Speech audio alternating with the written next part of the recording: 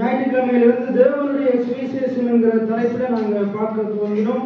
நாங்கள் எல்லாரும் திருப்பிக் கொள்வோம். ஏசாயா 52வது அதிகாரம், ஏசாயா 52வது அதிகாரம் 7வது வசனம். ஏசாயா 52வது அதிகாரம், சமாதானத்தை கூறி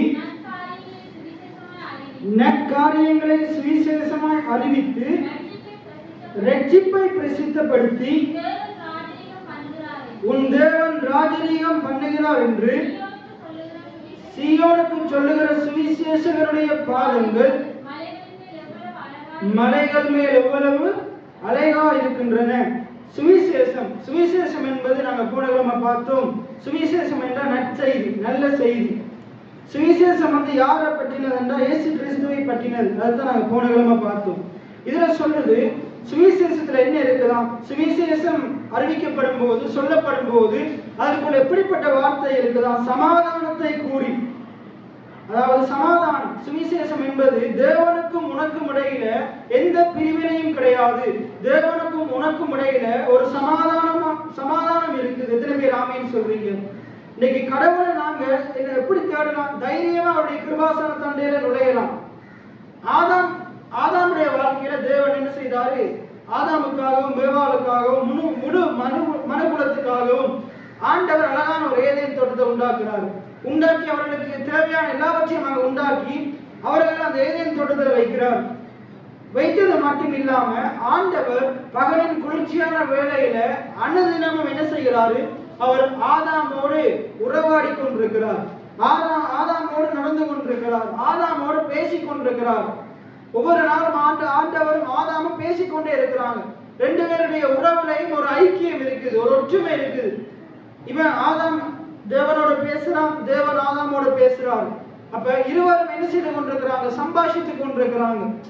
அவங்க ரெண்டு பேரும் ஒற்றுமையா இருக்கிறாங்க. ரெண்டு பேருக்குள்ளேயும் ஐக்கியம் இருக்குது. ஆதாம் தேவனை தேடினான், தேவன் ஆதாம தேடுறாரு. அப்ப ரெண்டு பேருக்கு இடையிலையும் உறவுலையும் எந்த ஒரு சீர்கேடும் இல்லை. ஆனா பாவம் என்கிற ஒரு காரியம் ஆதியாகமம் 3ஆம் அதிகாரத்துல இந்த ஆதாமுக்கும் தேவனுக்கும் நடுவாக வருது.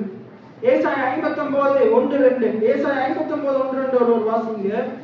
ஏசாயா, இதோ ரட்சிக்க கூடாதபடிக்கு கர்த்தருடைய கை குறுகி போகவும் இல்லை, கேட்க கூடாதபடிக்கு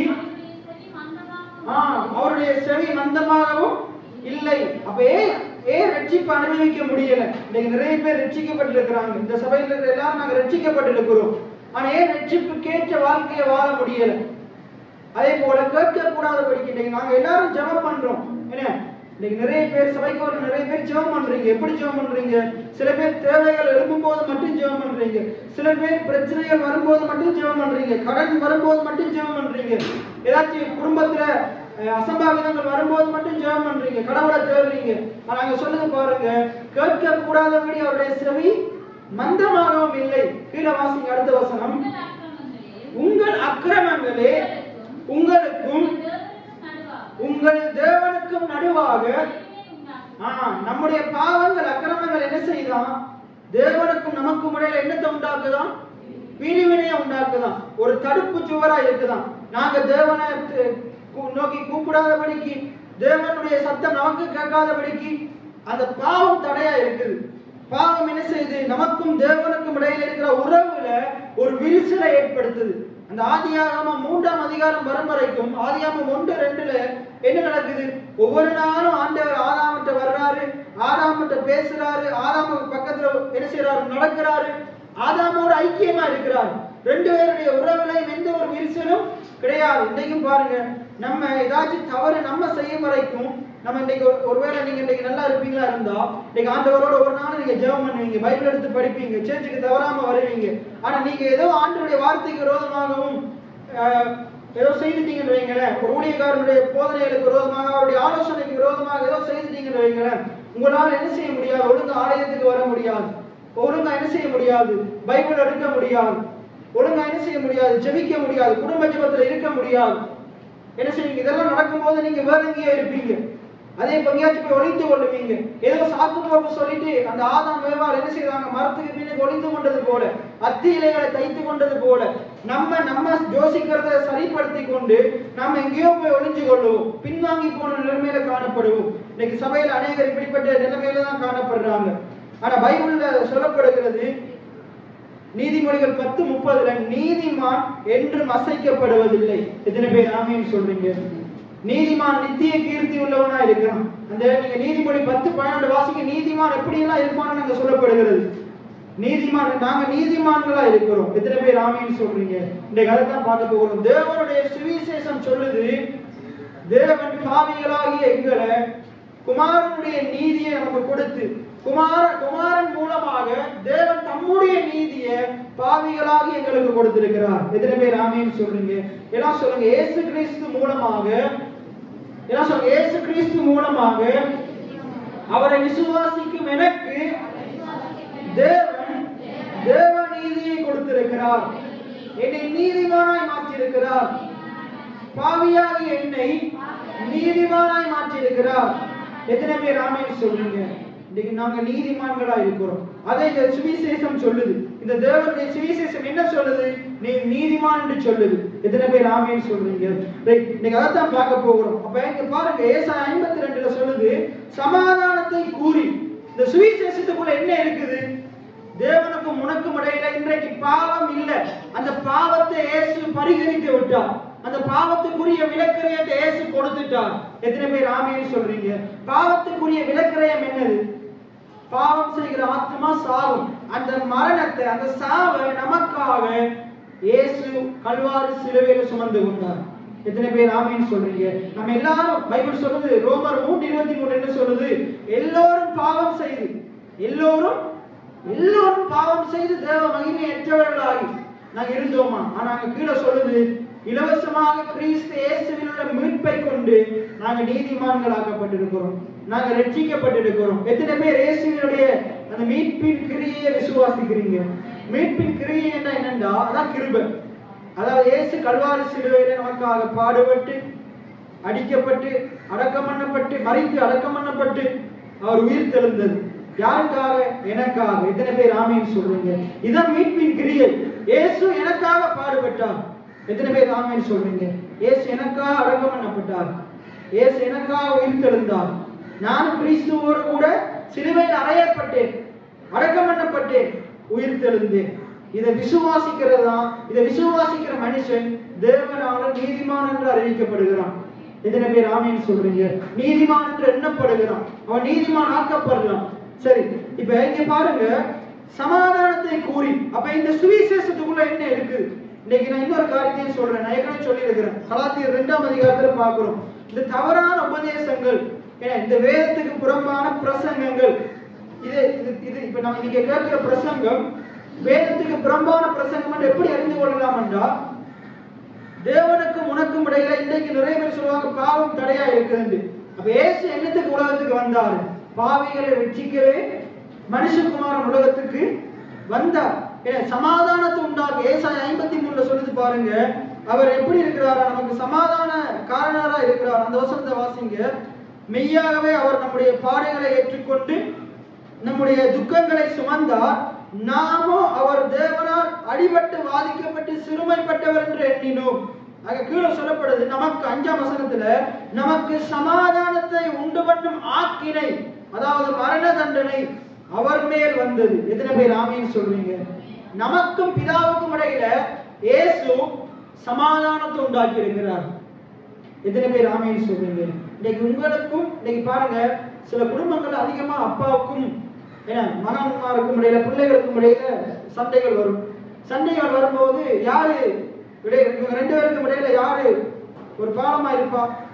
அம்மா தான் இருப்பாங்க. எனக்கு கோபம் இருக்கும்போது பிள்ளை அப்பாட்ட சொல்ல வேண்டியது அம்மா மூலமா சொல்லும், அம்மா அப்பா பிள்ளைகிட்ட சொல்ல வேண்டியதை அம்மா மூலமா. அதே போலதான் இயேசு கிறிஸ்து மூலமாக தேவன் நம்மளை என்ன செய்துட்டாரு? பிரிந்திருந்த நம்மளை மறுபடியும் சேர்த்துட்டார். எத்தனை பேர் ஆமீன் சொல்றீங்க? பிரிந்திருந்த நம்மளை மறுபடியும் சேர்த்துட்டார். இந்த பிரிவு என்னது? பாவத்தினால வந்த பிரிவு. பாவத்தின் காரணமாகத்தான் தேவனை தேட முடியாம இருந்தோம். ஏன்னா பைபிள் சொல்லுது, தேவன் எப்படிப்பட்டவர்? பாவத்தை நோக்கி பார்க்க கூடாத சுத்த கண்ணனா இருக்கிறார். என்ன இயேசுவை, அந்த இயேசு கல்வாரி சிலுவையில 7 வார்த்தைகளை பேசுறார். அதுல 4வது வார்த்தை என்னது? சங்கீதம் 22:1 சொல்லுது, என் தேவனே என் தேவனே ஏன் இயேசுவை கைவிட்டாரு? அவர் மேல உலகம் அனைத்தினுடைய பாவம் வைக்கப்பட்டதுனால அந்த பாவத்தின் நிமித்தம் இயேசுவை கைவிட்டார். எத்தனை பேர் ஆமென் சொல்றீங்க? அதே போல இயேசுவை கைவிட்டது நிமித்தம் என்னையும் உங்களையும் சேர்த்து கொண்டார். எத்தனை பேர் ஆமென் சொல்றீங்க? ரைட். அப்ப இங்க சொல்லுது பாருங்க. அப்ப சுவிசேஷம் என்கிறது என்னன்னா, ஒரு ஆள் உங்களுக்கு சுவிசேஷத்தை அறிவிக்கும் போது, சத்தியத்தை சொல்லும் போது, நீ ஜெபம் பண்ண ஆண்டு கேட்க மாட்டாரு சொல்றது சரியான சுவிசேஷமே இல்லை. நீங்க ஒருவேளை நீங்க நினைச்சு கொண்டிருக்கலாம், நான் ஜெபிச்சாலும் ஆண்டவர் கேட்பாரா? நான் தான் எவ்வளவு பாவம் செய்யறேனே, அக்கிரமம் செய்யறேனே, நான் ஆண்டுடைய ஒழுங்கான பைபிள் படிக்கிறது கிடையாது, என்னுடைய ஜெபத்தை ஆண்டவர் கேட்பாரா? நான் தகுதியற்றவனா காணப்படுறேனே, எனக்கு எந்த தகுதியுமே இல்லை, ஆண்டவருடைய சமூகத்துக்கு வர்றதுக்கு எந்த தகுதியுமே இல்லையே. அப்படி உங்களை தாழ்த்துவீங்களா இருந்தா கடவுள் உங்களுடைய ஜெபத்தை கேட்பார். லூக்கா 18ஆம் அதிகாரத்துல 2 பேர் ஜெபம் பண்றாங்க, ஆயக்காரன் பரிசேயன். அந்த ஆயக்காரன் எந்த தகுதியுமே இல்லாதவன். அவன் என்ன செய்யறான்? ஆண்டவருடைய சன்னிதானத்துக்கு வர துணியாமல் தூரத்துல நின்று, ஆண்டவரை பாவியாகி என்மேல் கிருபையாய் என்று சொல்லும் போது ஆண்டவர் சொல்றாரு, இந்த பரிசேயன் அல்ல, இத காணிக்க கொடுக்கிற என்ன, இவனை தன்னை தானே மேன்மை பாராட்டுகிற, மற்றவனை குற்றவாளி என்கிற தீர்க்கிற இந்த பரிசேயன் அல்ல, அந்த ஆயக்காரனை அவன் நீதிமானா கடந்து செல்றான். எத்தனை பேர் ஆமென் சொல்றீங்க? சரி, ரைட். அப்ப இங்க சொல்லப்படுது பாருங்க, சமாதானத்தை கூறி நல்ல காரியங்களை சுவிசேஷமாய் அறிவித்து. இன்னைக்கு நீங்க எத்தனையோ பிரசங்கியாருடைய பிரசங்கத்தை கேட்டிருப்பீங்க. இத்தனை வருஷத்துல இங்க இருக்கிற ஒவ்வொருத்தரும், சிறியோர் முதல் பெரியோர் வரைக்கும் எவ்வளவோ போதகர் வந்து பிரசங்கம் பண்ணியிருப்பாங்க. நீங்க இந்த சபையிலேயே நிறைய போதகருடைய பிரசங்கத்தை கேட்டிருப்பீங்க. நிறைய சுவிசேஷ கூட்டங்களுக்கு போயிட்டு நிறைய போதகருடைய பிரசங்கங்களை கேட்டிருப்பீங்க. டிவியில நிறைய ஊழியக்காரங்கள பிரசங்கத்தை கேட்பீங்க, போன்ல நிறைய ஊழியக்காரங்கள பிரசங்கத்தை கேட்பீங்கன்னு நான் நம்புறேன். அப்ப டிவிலையும் போன்லையும் நீங்க பிரசங்கங்கள் கேட்கறீங்கன்றத நான் நம்புறேன். சரி, அப்ப எவ்வளவு பேருடைய போதனைக்குள்ள நீங்க அவதானிச்சு பாருங்க, உங்களுக்கும் தேவனுக்கும் இடையில அந்த பிரசங்கத்தை கேட்கும் போது தேவன் அண்டையில உங்களை கிட்டி சேர வைக்குதா, இல்லாட்டி தேவனுக்கும் உங்களுக்கும் இடையில இருக்கிற உறவுல ஒரு உங்களுக்கு ஒரு ஆர்வத்தை தூண்டுதா, இல்லாட்டி பயத்தை ஏற்படுத்துதா? அந்த பிரசங்கத்துக்குள்ள எப்படிப்பட்ட காரியம் அடங்கி இருக்குது? இங்க சொல்லுது பாருங்க, சமாதானத்தை கூறி நற்காரியங்களை சுவிசேஷமாய் அறிவித்து. நல்ல காரியம். சுவிசேஷம் என்றால் என்னது? நற்செய்தி. என்ன சொல்லுங்க? நற்செய்தி. சுவிசேஷம் என்றது என்னது? குட் நியூஸ், நல்ல செய்தி. எது நல்ல செய்தி? இயேசு கிறிஸ்து பிறந்தது ஒரு நல்ல செய்தி. எத்தனை பேர் ஆமென் சொல்றீங்க? இயேசு கிறிஸ்து நமக்காக மரித்தது நமக்கு நல்ல செய்தி. நம்முடைய மரணத்தை அவர் கல்வாரி சிலுவையில் ஏற்றுக்கொண்டது நமக்கு நல்ல செய்தி. எத்தனை பேர் ஆமென் சொல்றீங்க? நமக்காக அடக்கம் பண்ணப்பட்டது நமக்கு நல்ல செய்தி. எத்தனை பேர் ஆமென் சொல்றீங்க? இன்னைக்கு அநேகமான பேர் லோன் இருக்குது. இப்ப உங்களுக்கு எது நல்ல செய்தி? உங்களுக்காக யாரோ லோனை கட்டியிருந்தா அது என்னது? நல்ல செய்தி. அதே போல அப்படியெல்லாம் இந்த உலகத்துல யாரும் கட்ட மாட்டாங்க. ஆனா ஆண்டவர் அதை விட பெரிய ஒரு லோன் இருந்தது, அதான் பாவம். அதை ஆண்டவர் நமக்காக கட்டி முடித்துட்டார். எத்தனை பேர் ஆமென் சொல்றீங்க? சரி, அப்ப இங்க பாருங்க, சொல்லப்படுது பாருங்க, நல்ல காரியங்களை சுவிசேஷமாய் அறிவித்து ரட்சிப்பை பிரசித்தப்படுத்தி. ஒரு போதனைக்குள்ள என்ன இருக்கணும்? இயேசு நமக்காக செய்து முடித்த அந்த ரட்சிப்பை பிரசங்கம் பண்ணணும். நான் உங்களுக்கு சொல்றேன், ஆண்டவர் உங்களை ஏற்கனவே ரட்சித்தார். எத்தனை பேர் ஆமென் சொல்றீங்க? உங்களுடைய ரட்சிப்புக்காக நீங்க ஒன்றுமே செய்ய தேவையில்லை. இயேசு எல்லாவற்றையும் செய்து முடித்துட்டார். அவருடைய பாவங்கள் அவர் சுமந்துட்டார். உங்களுடைய அக்கிரமம், சாபங்கள் எல்லாவற்றையும் அவர் சுமந்துட்டார். எத்தனை பேர் ஆமென் சொல்றீங்க? ரட்சிப்பை பிரசித்தப்படுத்தணும், ரட்சிப்பை அறிவிக்கணும். இயேசு உன்னை ரட்சித்துட்டார்னு சொல்லணும், இயேசு உன்னை மூட்டுட்டார்னு சொல்லணும். அதான் என்னது? சுவிசேஷமா இருக்குது. பிரசித்தப்படுத்தி உன் தேவன் ராஜரீகம் பண்ணுகிறார். நான் போன செவ்வாய்க்கிழமை அதுக்கு முதல் கிழமை எல்லாம் பேசினேன். தேவன் இன்னைக்கு நீ இந்த இலங்கை தேசத்துல இருந்தாலும், நீ இந்த பூமியில வாசம் செய்தாலும், நீ இந்த பூமிக்குரியவன் அல்ல. நீ தேவனுடைய ராஜ்யத்தின் பிள்ளையா இருக்கிற. நீங்க தேவனுடைய ராஜ்யத்தின் பிள்ளையா இருக்கிறீங்க. தேவன் உங்களை ஆளுகை செய்கிறார். எத்தனை பேர் ஆமென் சொல்றீங்க? தேவன் என்னை ஆளுகிறார். என்ன சொல்லுங்க? தேவன் என்னை ஆளுகிறார். அப்ப இதை அறிவிக்கிறதா என்னது? சுவிசேஷம். அங்க பாருங்க, உன் தேவன் ராஜரீகம் பண்ணுகிறார். என்ன சொல்லுங்க? என் தேவன் என்னை ராஜரீகம் பண்ணுகிறார். என் தேவன் என் குடும்பத்தை ராஜரீகம் பண்ணுகிறார். என் தேவன் என் சபையை ராஜரீகம் பண்ணுகிறார். எத்தனை பேர் ஆமென் சொல்றீங்க? என் தேவன் என்னை ஆளுகிறார். அதான் நாங்கள் தேவனுடைய ராஜ்யத்துக்கு உட்பட்டவர்களா இருக்கிறோம். நாங்கள் தேவனுடைய பிள்ளைகளா இருக்கிறோம். அவர் நம்முடைய ராஜாவா இருக்கிறார். எத்தனை பேர் ஆமென் சொல்றீங்க? இதை அறிவிக்கிறது தான் என்னது? சுவிசேஷம். இதை அறிவிக்கிறது தான் ஒரு ஊழியக்காரனுடைய வேலை. இதை அறிவிக்கிறது தான் சுவிசேஷகருடைய வேலை. இப்படிப்பட்ட காரியங்கள் அறிவிக்கிறவருடைய பாதங்கள் தான் அழகானவைகள். எத்தனை பேர் ஆமென் சொல்றீங்க? நீங்க கேட்கிற சத்தியம் எப்படிப்பட்டது என்று சற்று ஆராய்ந்து பார்க்கணும். நல்ல சத்தியங்களுக்கு உடைய செவியை சாய்க்கும். சரி, இப்ப நம்ம ஏசாயா 53க்கு பார்ப்போம். ஏசாயா 53 முழுவதும் என்ன இருக்குண்டா, முதலாவது என்ன இருக்கு? முதலாவது வசனத்தை பார்த்தீங்கன்னா உங்களுக்கு விளங்கும். எங்கள் மூலமாய் கேள்விப்பட்டதை விசுவாசித்தவன் யார்? கர்த்தருடைய புயம் யாருக்கு வெளிப்பட்டது? இன்னைக்கு நிறைய பேர் வார்த்தைகளை கேட்கிறாங்க, பிரசங்கங்களை கேட்கிறாங்க, போதகருடைய ஆலோசனையை கேட்கிறாங்க. ஆனா அதுக்கு என்ன செய்யறது? செவி சாய்க்கிறது இல்ல, கேட்கிறதுக்கு காதுள்ளவனாய் கேட்கிறது இல்ல. என்ன அதுல சொல்லுது? இதே வசனம் தான் அப்படியே வைத்துக் கொண்டு எபிரேயர் 4ஆம் அதிகாரம், எபிரேயர் 4ஆம் அதிகாரம் 1-4 வாசிங்கன்னா இதே வசனம் தான் அங்கே இருக்குது. ஆனபடியினாலே அவருடைய இளைப்பாறுதலில் பிரவேசிப்பதற்கு ஏதுவான நம்ம சமாதானமா இளைப்பாறுதலமா வாழணும் என்று தேவன் நமக்கு என்னத்தை கொடுத்திருக்கிறாரு? என்னத்தை கொடுத்திருக்கிறாரு? வாக்குத்தத்தத்தை கொடுத்திருக்கிறார், வார்த்தைகளை கொடுத்திருக்கிறார். ரைட், தொடர்ந்து வாசிங்க. உங்களில் ஒருவனும் அதை அடையாமல், இன்னைக்கு நிறைய பேர் இன்னுமே அதை அடையாம என்ன செய்யறாங்க? பின்வாங்கி போய் காணப்படுறாங்க. நிறைய விசுவாசிகள் இதே அடையலட்ட பின்வாங்கி போய் காணப்படுறாங்க. சரி, வாசிங்க. பயந்திருக்க கடவோ, ஏனெனில் சுவிசேஷம் எல்லாருக்கும் ஒரே மாதிரி தான் அறிவிக்கப்படுது. நான் ஒவ்வொருத்தருக்கு ஒவ்வொரு மாதிரி அறிவிக்கிறேன். இந்த இடத்துல இருக்கிற எல்லாருக்கும் ஒரே காரியத்தை ஒரே மாதிரி அறிவிச்சு கொண்டிருக்கிறேன். தொடர்ந்து வாசிங்க. அறிவிக்கப்பட்டது சிலருக்கு நடக்குது, சிலருக்கு நடக்கலன்னா அது ஊழியக்காரனுடைய தவறு அல்ல, ஆண்டவருடைய தவறும் அல்ல, கேட்டவர்களுடைய தவறு. கேட்டவர்கள் சிலர் விசுவாசம் இல்லாமல் கேட்டபடியினால். எப்படி கேட்டபடினால்? விசுவாசம் இல்லாம, நம்பிக்கை இல்லாம. இப்படித்தான் இவர் பேசிக் கொண்டிருப்பாரு. இவருக்கு இந்த பினாசுக்கு வர வேலையே இல்லை, இந்த பாஸ்டருக்கு வர வேலையே அவர் இப்படித்தான் சொல்லுவார். அதெல்லாம் நடக்குமா? அதெல்லாம் நடக்கவே, அது ஒரு நாள் இப்படி வாயில பேசினா ஒரு நாள் நடக்க போறது கிடையாது. விசுவாசம் இல்லாமல் கேட்டபடியினால், கேட்ட வசனம். நிறைய ஊழியக்காரங்க செய்யற தவறுண்ட வசனத்தை பிரசங்கம் பண்றது இல்லை, வசனத்தை போதிக்கிறது இல்லை. அவங்களுடைய சாட்சி, அந்த சாட்சி, அந்த இது அதுகளை போதிச்சு கொண்டிருக்கிறது. கேட்ட வசனம் எது உங்களை விடுதலையாக்கும்? கேட்ட வசனம். நீங்க வசனத்தை கேட்டீங்கன்னா அந்த வசனம் உங்களை விடுதலையாக்கும். சத்தியத்தை அறிவீர்கள், சத்தியம் உங்களை விடுதலையாக்கும். என அவர் சொல்லுகிற சாட்சியே சத்தியம் அப்படியே இருக்குது.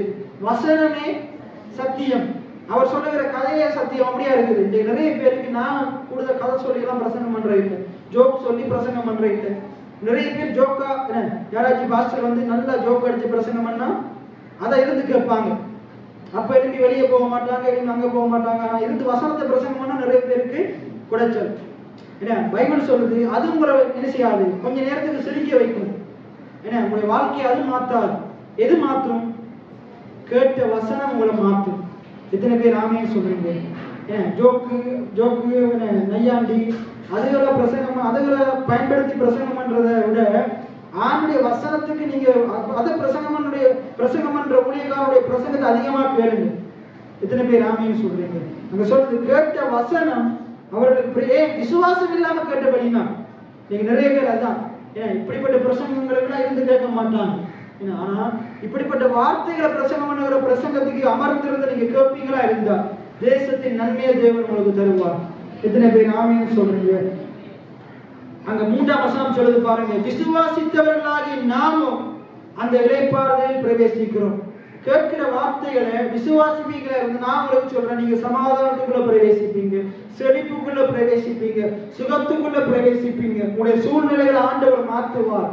எத்தனை பேர் ஆமென் சொல்றீங்க? ரைட். அவருடைய கிரியைகள் உலக தோற்றம் முதலாய் முடிந்திருந்தும், அங்க பாருங்க, ஆண்டவருடைய கிரியைகள் இனித்தான் செய்ய போறார் இல்லை, ஆண்டவருடைய கிரியைகள் உங்களுக்காக ஏற்கனவே செய்து முடிக்கப்பட்டது. எத்தனை பேர் ஆமென் சொல்றீங்க? உலக தோற்றத்துக்கு முன்னே ஆண்டவர் அழிக்கப்பட்டுட்டார். ஆண்டவர் அடிக்கப்பட்டார். உங்களுடைய பாவங்கள் அக்கிரமங்களுக்காக ஆண்டவர் அடிக்கப்பட்டார். எத்தனை பேர் ஆமீன் சொல்றீங்க? அங்க சொல்லுது பாருங்க, உலக தோற்றத்துக்கு முன்னே அவருடைய கிரியைகள் எல்லாம் சொல்லுங்க, அவருடைய கிரியைகள், இயேசுவினுடைய கிரியைகள் உலக தோற்றத்துக்கு முதல் முடிந்தது.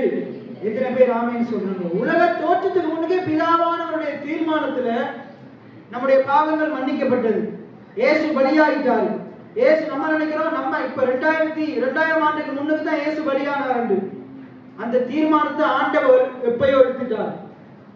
எத்தனை பேர் ஆமீன் சொல்றீங்க? உலகம் உண்டாகிறதுக்கு முன்னுக்கே ஆண்டவர் தீர்மானம் பண்ணிட்டார். ஆண்டவர் வானத்தையும் பூமியையும் உண்டாக்குறதுக்கு முன்னுக்கே தீர்மானம் பண்ணிட்டார். என்ன தீர்மானம்? நான் மனுஷனை உண்டாக்க போறேன், அவனுக்காக உலகத்தை உண்டாக்க போறேன். கட்டாயம் இந்த மனுஷன் பாவம் செய்ய போறான். இந்த மனுஷனுடைய பாவத்துக்கு எந்த ஒரு பரிகாரமும் உலகத்துல கிடையாது. ஆகையினால பரிகாரத்தையும் நானே ஏற்படுத்துறேன், அவனுக்கு தேவையான பலியையும் நானே ஏற்படுத்துறேன். அவர் தான் என்னுடைய நேசகுமாரன். அது ஆண்டுடைய தீர்மானத்தில் எப்பயோ இருந்தது. எப்ப இருந்துச்சு? எப்பயோ இருந்தது. நிறைய பெற்றோர் பிள்ளை பிறக்கிறதுக்கு முன்னாடி என்ன செய்யுங்க, போயிட்டு பிள்ளை ஆம்பளை பிள்ளையா இருந்தா நீல கலர் உடுப்பு வாங்குறீங்க, பொம்பளை பிள்ளையா இருந்தா ரோஸ் கலர் உடுப்பு வாங்குறீங்க. ஏன்னா அது பிறக்கிறதுக்கு முன்னுக்கே என்ன செய்றீங்க, அந்த தீர்மானத்தை எடுக்கிறீங்க. என்ன செய்றீங்க? அதே போல தேவன் என்ன செய்கிறாரு, உலகம் உண்டாகிறதுக்கு முன்னுக்கே நமக்காக எல்லாத்தையும் செய்து கொடுத்துட்டார். எத்தனை பேர் ஆமேன்னு சொல்றீங்க? ரைட். அங்க சொல்லப்படுது பாருங்க, என்னோட சேர்ந்து சொல்லுங்க. உலக தோற்றத்துக்கு முன்னே இயேசு கிரியைகளை செய்து முடித்தார், என்னுடைய பாவங்களுக்காக அடிக்கப்பட்டார். எத்தனை பேர் ஆமேன்னு சொல்றீங்க? ரைட். அப்ப இவர்கள் என்னுடைய இளைப்பாறுதலில் பிரவேசிப்பதில்லை என்று என்னுடைய கோபத்தில் ஆணையிட்டேன் என்றார்.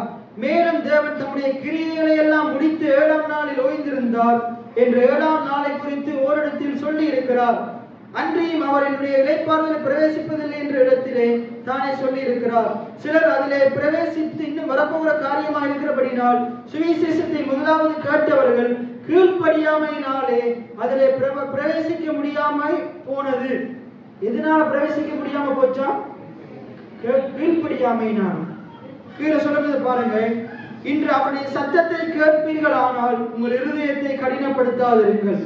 இன்னைக்கு ஆண்டவர் நிலத்தில் இருக்கிற அநேகருக்கு சொல்றார், நிறைய பேர் இருதயத்தை கடினப்படுத்தி என்ன போதனைகளை கேட்காம அசட்டை பண்ணி கொண்டிருக்கிறீங்க. அதனால நிறைய பிரச்சனைகள் உங்களுடைய வாழ்க்கையில இருக்குது, நிறைய எதிர்மறையான சூழ்நிலைகள் உங்களுடைய வாழ்க்கையில இருக்குது. நாங்களும் சொல்றேன், இன்றைக்கு உங்களுடைய இருதயத்தை கடினப்படுத்துறதை விட்டுட்டு இந்த வார்த்தையை கவனமா கேட்டு கீழ்ப்படிவீங்கன்றா தேவன் நிச்சயமாக உங்களுடைய சூழ்நிலைகளை மாற்றுவார். எத்தனை பேர் ஆமேன்னு சொல்றீங்க? அங்க அதுக்கப்புறம் சொல்லுது பாருங்க, தொடர்ந்து வாசிங்க, 7ஆம் வசனத்திலிருந்து வாசிங்க.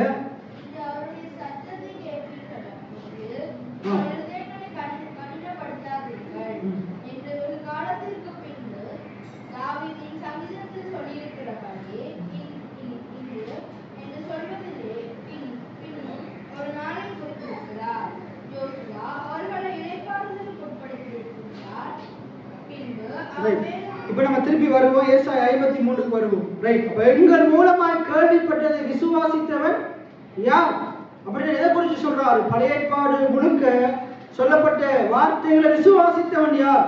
பழைய ஏற்பாடு முழுக்க என்னத்தை சொல்லுது? சுவிசேஷம் என்னத்தை சொல்லுது? யாரை பற்றி சொல்லுது? போன கிழமை பார்த்தோம். சுவிசேஷம் யாரை பற்றி சொல்லுது? இயேசுவை பற்றி சொல்லுது. இப்ப பழைய ஏற்பாடு முழுக்க பலி, பஸ்கா, இப்படியாக அங்க வந்த எல்லா காரியங்களும் இயேசுவை என்ன செய்து, இயேசுவை குறித்து நிலநாட்டமா சொல்லப்படுகிறது. என்ன ஆதியாகமம் 3:15 என்ன சொல்லுது? அவர் வந்து தலையை நசுக்குவார் என்று சொல்லப்படுது. அதே போல அங்க ஆதாம் ஏவாள் என்ன செய்யறாங்க? தாங்கள் நிர்வாணிகள் என்று சொல்றாங்க, போய் அத்திமரத்துக்கு மீண்டும் ஒளிஞ்சு கொள்றாங்க. அப்ப தேவன் வந்து ஒரு மிருகத்தை அடித்து என்ன செய்கிறாரு? அந்த மிருகத்தினுடைய ரத்தத்தினாலான அந்த ஆடைய ஆதாம கொடுத்து விடுறாரு. அந்த பலி என்ன தெரிவிக்குது? அந்த பலி இயேசு கிறிஸ்துவை குறித்து அறிவிக்குது. எத்தனை பேர் ஆமேன்னு சொல்றீங்க? அதே போல அங்க காயின் ஆபேல், ஆபேலுடைய காணிக்கை என்ன செய்யப்பட்டது? ஆபேலுடைய காணிக்கை என்ன செய்யப்பட்டது? அங்கீகரிக்கப்பட்டது. ஏன் ஆபேலுடைய காணிக்கை அங்கீகரிச்சாரு தெரியுமா? அந்த காணிக்கையில என்ன இருந்தது? பலி இருந்தது. எத்தனை பேர் ஆமேன்னு சொல்றீங்க? ஆபேல் என்ன செய்யறான்? அவருடைய மந்தையில் இருக்கிற பெஸ்டான காரியத்தை என்ன செய்யறான்? அதனுடைய ரத்தத்தை சிந்தி அந்த பலியை கொண்டு வர்றான். அப்ப பைபிள் என்ன சொல்லுது? இப்ப பைபிள் ஏசாயா 59:2 பார்த்தோம். மனுஷனுக்கும் தேவனுக்கும் இடையில தடுப்பு சுவர் எது இருக்குது? பாவம். என்ன? பாவத்தின் சம்பளம் மரணம். அந்த மரணத்தை இயேசு நமக்காக ஏற்றுக்கொண்டார். எத்தனை பேர் விசுவாசிக்கிறீங்க? இயேசு நமக்காக ஏற்றுக்கொண்டார். சரி, இப்ப பாவம் செய்கிற ஆத்மா சாகும் என்று பைபிள் சொல்லுது. பாவம் செய்கிற ஆத்மா சாகும். அந்த மரணத்தை இயேசு ஏற்றுக்கொண்டுட்டார். இப்ப இங்க சொல்லப்படுது பாருங்க. இப்ப அந்த இயேசு நம்முடைய பாவத்தை மரணத்தை ஏற்றுக்கொண்டதுனால நம்ம எப்படிப்பட்டவர்களா இருக்கிறோம்? நம்ம தேவனோடு உறவு கொள்ள தேவனுக்கும் நமக்கும் இடையில சமாதானத்தை ஆண்டவர் ஏற்படுத்திட்டார். அவருடைய மரணத்தின் மூலமா என்ன பாவத்தின் நிமித்தம் நாங்க தேவனுக்கிட்ட போக முடியாத ஒரு சூழ்நிலையில் இருந்தோம். ஆனா தேவன் நம்மளை தேவனுக்கிட்ட சேருகிற சிலாக்கியத்தை உண்டு பண்ணிட்டார். எபிரேயர் 4:16 வாசிங்க. எபிரேயர் 4:16. எபிரேயர் 4:16.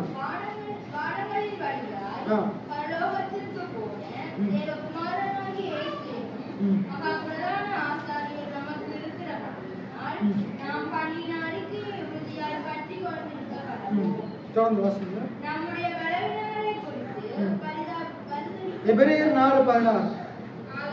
ஆதலால் நாம் இரக்கத்தை பெறவும் ஏற்ற சமயத்தில் சகாயம் செய்யும் கிருபை அடையவும் தைரியமாய் கிருபாசன தண்டையில் முதல் நம்மளால என்ன செய்ய முடியும்? பாவத்துல ஜீவிக்கிறவனால, பாவத்துக்கு உட்பட்டவனால கிருபாசன தண்டைக்கு தைரியமா போக முடியாது. ஆனா ஆண்டவர் தேவன் கிருபாசன தண்டையில வருகிற சிலாக்கியத்தை உங்களுக்கும் எனக்கும் உண்டு பண்ணி இருக்கிறார். தேவனை நோக்கி கூப்பிடுகிற சிலாக்கியத்தை, அப்பா பிதாவினை சொல்லி அழைக்கிற புத்திர சுவீகாரத்தின் ஆவியை தேவன் உங்களுக்கும் எனக்கும் தந்திருக்கிறார். எத்தனை பேர் ஆவின்னு சொல்றீங்க? தகுதியற்ற நம்மளுக்கு, பாவிகளாகிய நம்மளுக்கு தேவன் நம்முடைய பாவத்தை மன்னித்து நமக்கு கிருபையா நமக்கு ஒரு சிலாக்கியத்தை உண்டு பண்ணி இருக்கிறார். எத்தனை பேர் ஆமீன் சொல்றீங்க? ரைட். அப்ப ஏசாயா 53 முதலாம் வசனத்துல சொல்லப்படுது, கேள்விப்பட்டதை விசுவாசித்தவன் யார்? யாருமே விசுவாசிக்கல. நீங்க நிறைய பேர் விசுவாசிக்கிறீங்க இல்ல. ரைட்.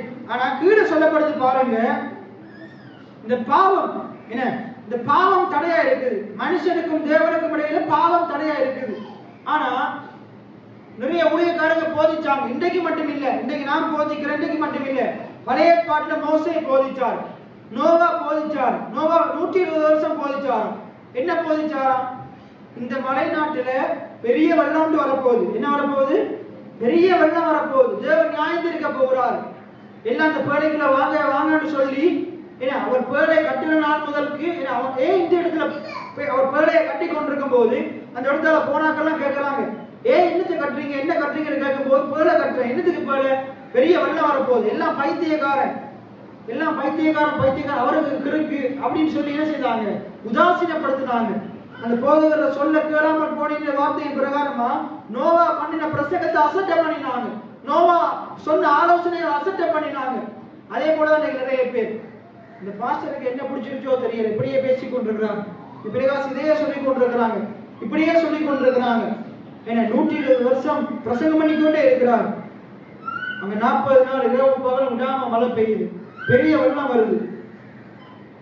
விசுவாசிக்காத, நோவாவுடைய வார்த்தையை நம்பாத, விசுவாசிக்காத எல்லா ஜனங்களும் எல்லாரும் அழிந்து போனாங்க, எல்லாரும் சங்காரம் ஆனார்கள். ஆனா அதுல நோவாவும் அவனுடைய 8 பேர், அந்த 8 பேர் அடங்கின அந்த குடும்பத்தாரும் அவனுடைய வார்த்தைகளை கேட்டு உள்ள வந்த ஆடு மாடுகள் எல்லாமே காப்பாற்றப்பட்டது. தேவன் அதுல இருந்து ஒரு சந்ததியை உண்டு பண்ணார். எத்தனை பேர் ஆமீன் சொல்றீங்க? அதே போல இஸ்ரவேல் ஜனங்கள் 430 வருஷம் எகிப்தில் அடிமையா இருக்கிறாங்க. மோசே வந்து சொல்றாரு, உபதேசம் பண்றாரு, ஆனா முறுமுறுத்து கொண்டே இருக்கிறாங்க, அசட்டை பண்ணி கொண்டே இருக்கிறாங்க. கடைசியில அந்த 10 பேர் என்ன செய்யறாங்க? வந்து துர்ச்செய்தியை சொல்றாங்க. 2 பேர் காலேப் யோசுவா வந்து நல்ல செய்தியை சொல்றாங்க, என்னாம 13-14. அதை கேட்டு அதன் மேல் அதுக்கு ஆமேன் போடல, அதுக்கு அல்லேலூயா போடல. ஆனா தவறான பிரசங்கத்தை கேட்டு அழுது புலம்புறாங்க, கண்ணீர் வடிக்கிறாங்க, புழுதியில புரள்றாங்க. அவ்வளவு பேரும் என்ன செய்யல? கானானுக்குள்ள பிரவேசிக்கவே இல்ல. துர்ச்செய்தியை கேட்கிறவன் பிரவேசிக்கவே இல்லை. நீதிமான் துர்ச்செய்தியை கேட்கிறதுனால் பயப்படான்னு பைபிள் சொல்லுது. அவன் இருதயம் கர்த்தரை நம்பி திடனா இருக்கும். என்ன சொல்லுங்க? நீதிமான் நித்திய அஸ்திபாரம் உள்ளவன். துர்ச்செய்தியை கேட்பதனால் அவன் பயப்படான். அவன் இருதயம் கர்த்தரை நம்பி திடனா இருக்கும். நோவா பாருங்க, எத்தனை பேர் ஏற்றுக்கொள்ளாட்டியும் கர்த்தர் எனக்கு சொல்லி இருக்கிறார், கர்த்தர் எனக்கு சொல்லியிருக்கிறார், அவர் சொன்னதை நிறைவேற்றுவார், அவர் சொன்னதை நிறைவேற்றுவார். இவங்க விசுவாசிக்காம போகலாம், கர்த்தர் எனக்கு சொன்னதை அவர் செய்து முடிக்க ஆற்றலுள்ளவராக இருக்கிறார். எத்தனை பேர் ஆமென் சொல்லுங்க? அதே போலதான் ஜோபுடைய வாழ்க்கையில நண்பர்கள் எல்லாம் கடவுள் அசட்டை பண்ணு சொல்றாங்க. ஆனா ஜோபு என்ன செய்யல? வாயினால பாவம் செய்யறது பைபிள் சொல்லுது, கடவுள் அசட்டை பண்ணு பைபிள் சொல்லுது. அவன் கடைசியில சொல்றான், 42ஆம் அதிகாரத்துல அவன் சொல்றான், அவன் என்ன சொல்றான்? கர்த்தர் செய்ய நினைத்தது தடைபடாது, சகலவற்றையும் அவர் நன்மையா செய்து முடிப்பார் சொல்லும் போது கடவுள் என்ன செய்யறாரு? அப்புறம் பைபிள் சொல்லுது, அவன் சிநேகிதருக்காக யோபு வேண்டும் செய்த போது கர்த்தர் அவனுடைய சிறையிருப்பை மாற்றினார், நம்ம இழந்ததை பார்க்கிறோம் பல மடங்கு அதிகமா திருப்பி கொடுத்தார். எத்தனை பேர் ஆமென் சொல்றீங்க? இதே போலதான் இன்னைக்கு உங்களுக்கும் சுவிசேஷம் அறிவிக்கப்படுது, உங்களுக்கும் என்ன செய்யப்படுது? வார்த்தைகள் கற்றுக் கொடுக்கப்படுது. நீங்க எத்தனை பேர் விசுவாசிக்கிறீங்களோ தெரியல, எத்தனை பேர் ஒழுங்கா கேட்கிறீங்களோ தெரியல, எத்தனை பேர் செவி கொடுக்கிறீங்களோ தெரியல, எத்தனை பேர் நல்ல நிலமா இருக்கிறீங்களோ தெரியல. ஆனா அங்க சொல்லப்படுது பாருங்க, அசட்டை பண்ணாம நீங்க இந்த வார்த்தைகளை கேட்பீங்களா இருந்தா உங்களுடைய வாழ்க்கையை தேவன் மாற்ற வல்லமை உள்ளவரா இருக்கிறாங்க. எத்தனை பேர் ஆமென் சொல்றீங்க? அப்ப இந்த பாவிகளாகிய மனுஷனுக்கு சுவிசேஷம் அறிவிக்கப்படுது. எப்படி அறிவிக்கப்படுது? ஏசாயா 53 முழுக்க பாருங்க அறிவிக்கப்படுது. என்ன அறிவிக்கப்படுது? 4ஆம் வசனத்துல இருந்து பாருங்க, மெய்யாகவே நிறைய பேர் சொல்றாங்க, என்ன சொல்றாங்க? ஐயோ நான் பாவி, நான் அக்கிரமக்காரன், நான் மீறுதல் செய்கிறவன், நான் ஆண்டவருடைய காணியாட்சிக்கு புறம்பானவன், நான் இவ்வளவு பாவம் செய்கிறேன், என்னை ஆண்டவர் ஏற்றுக்கொள்ளுவாரா? என்னை ஆண்டவர் மன்னிப்பாரா? நீங்க சொல்றதை என்னால ஏற்றுக்கொள்ள முடியாது, என்னைய மன்னிக்கவே முடியாது, அவ்வளவு பெரிய பாவம் செஞ்சு கொண்டிருக்கிறேன், என்னால அந்த பாவத்தை விட முடியல. அப்ப ஊழியக்காரன் வந்து அறிவிக்கிறார். என்ன தெரிவிக்கிறாரு? இயேசு உன்னுடைய பாவங்களை ஏற்றுக்கொள்வார். எத்தனை பேர் ஆமென் சொல்றீங்க? ஊழியக்காரன் வந்து அறிவிக்கிறார். இன்னைக்கு நான் உங்களுக்கு அறிவிக்கிறேன், உங்களுடைய கடன் பிரச்சனைகள் மாறும், ஆண்டவர் மாற்றுவார். பாத்தீங்களா? ஆமெனோட பரிதாபமா வருது. இப்ப இந்த இலங்கை முழுக்க பிரச்சனை வெடிக்குது, என்ன நாளைக்கு சுனாமி வரப்போகுது, அப்படிக்கு போய் எல்லாம் அழுது ஜெபம் பண்ணுவீங்க. அதுக்கு அதை நம்பிட்டு போயிட்டு என்ன செய்வோம்? ஆராய்ச்சி வந்து சொல்றாங்க, நாளைக்கு உங்க வீட்டுல ஒரு மரணம் வரும்டா, அதெல்லாம் அதுக்கு ஆமேன், அந்த அதான் நமக்கு தீர்க்க தரிசனம், அதுக்கெல்லாம் ஆமேன் போட்டுக்கிட்டு இருந்து உபவாசமா இருக்கும், அதை நம்புவோம். ஆனா நல்ல செய்தியை சொன்னா ஏற்றுக்கொள்றதே கிடையாது, அது உள்வாங்கிறதே கிடையாது. கெட்ட செய்தியில உள்வாங்கிடுவோம், துர்ச்செய்தியில உள்வாங்கிடுவோம், அதை ஏற்றுக்கொள்வோம், அதுக்காக ஜெபிப்போம், அது நடக்கக்கூடாதுன்னு ஜெபிப்போம். ஆனா நல்ல செய்தியில உள்வாங்கிறதே கிடையாது. ஆமை நல்லடைய வாயில வரவே வராது. அங்க சொல்லுது பாருங்க, இப்படிப்பட்ட ஜனங்களுக்கு போய் என்ன செய்கிறாரு?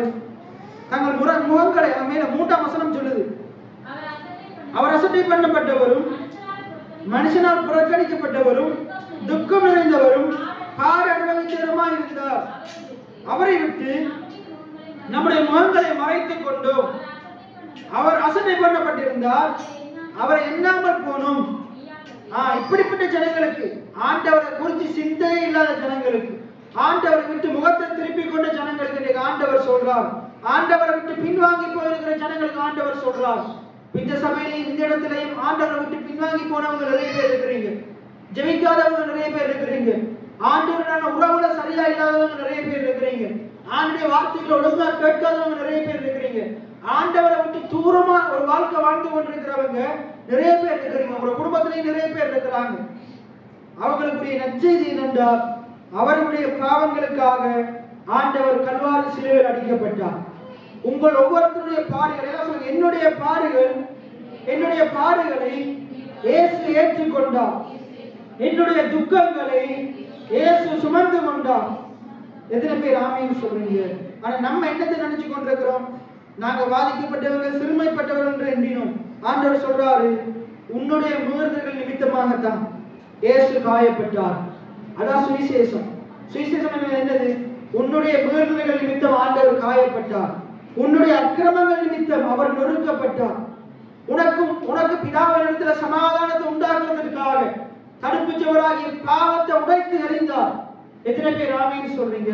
உனக்கும் பிதாவுக்கும் இடையில தடையா இருந்த, நீ பிதாவானவரிடத்துல போறதுக்கு தடையா இருந்த உன்னுடைய பாவங்களை இயேசு இல்லாம ஆக்கிட்டார். எத்தனை பேர் ஆமென் சொல்றீங்க? சமாதானத்தை உண்டு பண்ணும் ஆக்கினை, மரண தண்டனை. மரண தண்டனை இயேசுவின் மேல வந்தது. பாவத்தின் சம்பளம் மரணம். நம்ம பிதாவோடு ஒப்புரவாகும்படியாக, சமாதானமாகும்படியாக நம்முடைய ஆக்கினை தீர்ப்பு, தண்டனை தீர்ப்பு இயேசு ஏற்றுக்கொண்டார். எத்தனை பேர் ஆமென் சொல்றீங்க? அவருடைய தழும்புகளால் குணமாகிறோம். ஆண்டவர் உங்களுக்கு சுகத்தை தருவார், சுகத்தை கொடுத்திருக்கிறார்.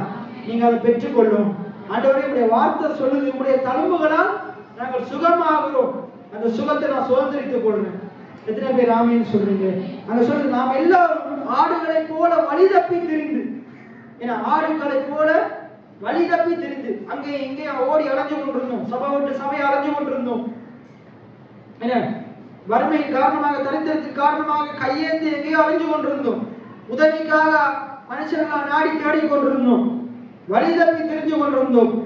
நான் மை லைஃப் மை ரூல்ஸ் நினைச்சிடும். நான் நினைச்சதான் சரி, நான் போற பாதை தான் சரிட்டு அங்க பாருங்க, அவனவன் தன் தன் வழியிலே போனோம். நம்ம எல்லாரும் எப்படி போனோமா?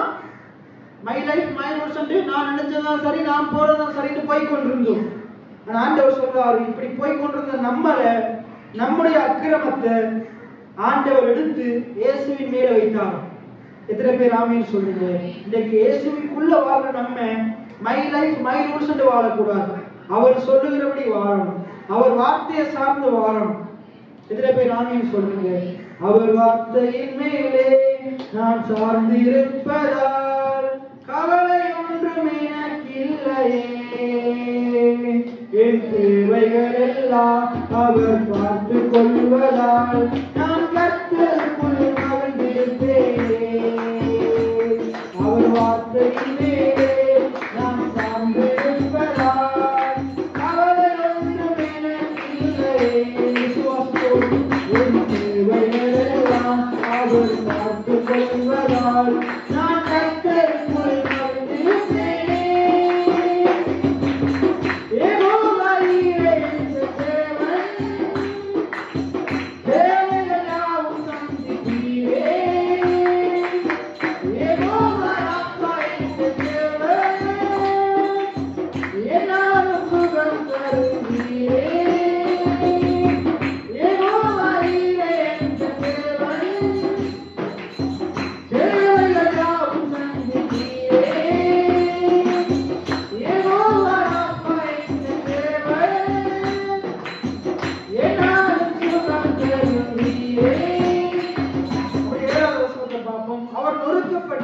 ஒடுக்கப்பட்டும் இருந்தார்.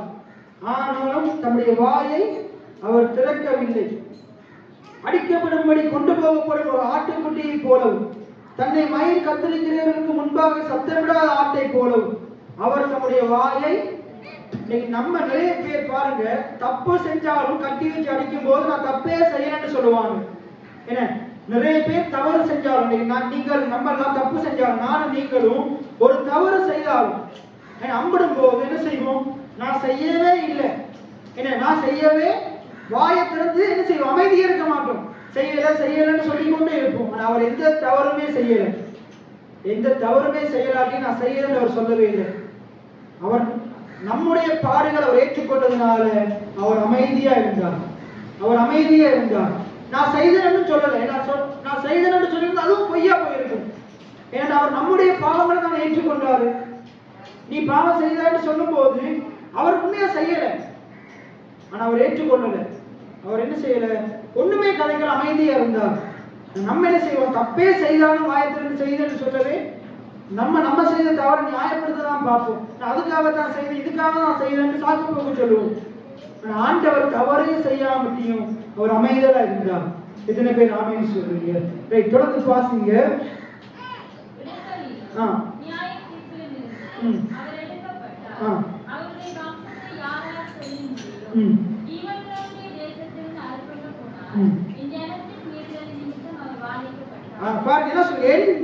நிமித்தம் இயேசு வாதிக்கப்பட்டார்.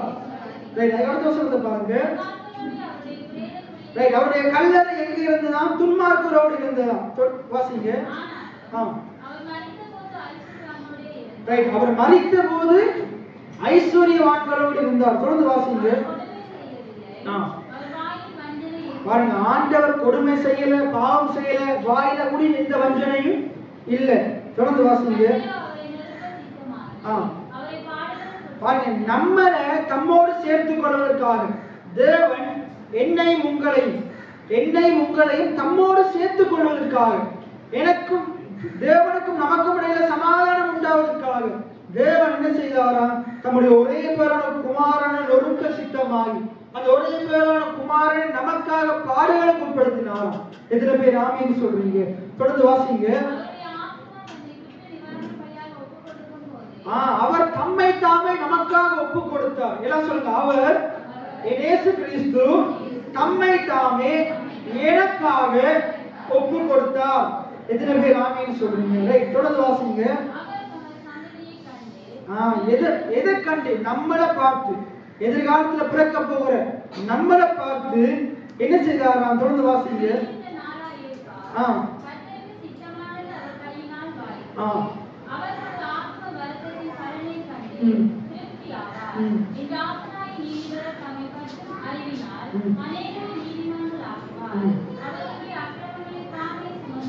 சொல்லப்படுது பாருங்க. அவர் தமது ஆத்தும வருத்தத்தின் பலனை கண்டு திருப்தியாவார்.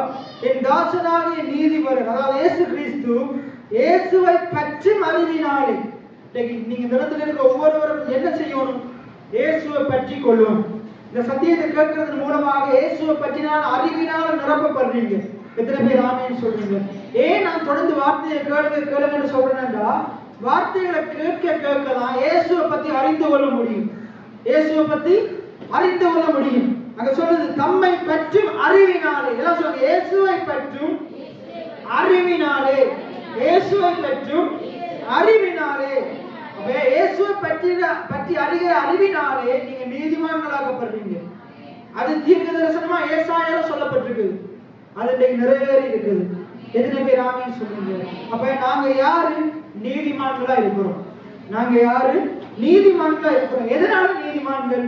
இயேசுவை பற்றி கொண்டதால நீதிமான்கள். அவரை ஆதாரமாக கொண்டதனால நீதிமான்கள். அவருடைய பாடுகள், மரணம், உயிர்த்தெழுதலை விசுவாசிக்கிறதால நீதிமான்கள்.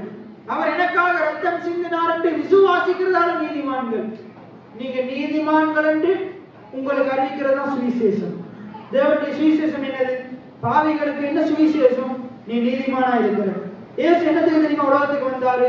லூக்கா 4 அதிகாரம் 17 வசனம் எடுத்துவங்க வாசிங்க. கர்த்தருடைய ஆவியானவர் என்மேல் இருக்கிறார். தரித்திரருக்கு சுவிசேஷத்தை அறிவிக்கும்படிக்கு என்னை அபிஷேகம் பண்ணினார். அது கடந்த காலத்துல பார்த்தோம். தரித்திரருக்கு என்ன சுவிசேஷம்? தரித்திரத்துக்கு என்ன சுவிசேஷம்? கவலைப்படாதீங்க பிரதர். இந்த உலகத்துல உங்களுக்கு தரித்திரமும் பஞ்சமும் பட்டினியும் நிர்வாணமும் நாசமோசமும் பட்டயமும் இது மட்டும்தான் இருக்கும். ஏன்னா உலகத்துல உங்களுக்கு உபத்திரவம் மட்டும்தான் இருக்கும். ஆமா, நிறைய சொல்லிட்டு நீங்க கெரியா இருங்க. நீங்க செத்து டக்குன்னு பரலோகத்துக்கு வாங்க, அங்க உங்களுக்கு ஆசீர்வாதம் இருக்குது. அது சுவிசேஷம் அல்ல. உன்னுடைய தரித்திர வாழ்க்கை இன்றோடு ஒளிந்து போனது. எத்தனை பேர் ஆமீன் சொல்றீங்க? நீ இந்த உலகத்தில் ஐஸ்வர்யவான் ஆகும்படிக்கு ஆண்டவர் தரித்திரர் ஆனார். அந்த வசனத்தை வாசிங்க. கர்த்தருடைய ஆவியானவர் என்மேல் இருக்கிறார். ரைட். தரித்திரருக்கு சுவிசேஷத்தை பிரசங்கிக்கும்படி என்னை அபிஷேகம் பண்ணினார். ரைட். அதுக்கு அடுத்த வசனம், இது இருதயம் நறுங்குண்டவர்களை குணமாக்கவும். ரைட். ஒருத்தர் இருதயத்துல பலவிதமான வேதனைகளோடு இருக்கிறான், கஷ்டத்துல இருக்கிறான். அவனுக்கு போயிட்டு அவன் இருதயம் இன்னும் நல்லா வலிக்கிற மாதிரி வார்த்தையை சொல்ற சுவிசேஷம். அவனை குணப்படுத்துகிறதா சுவிசேஷம். அதுக்கு அடுத்தது கட்டுண்டவர்களுக்கு விடுதலை அளிக்கவும். கட்டுண்டவர்களுக்கு விடுதலையை பிரசங்கிக்கணும்.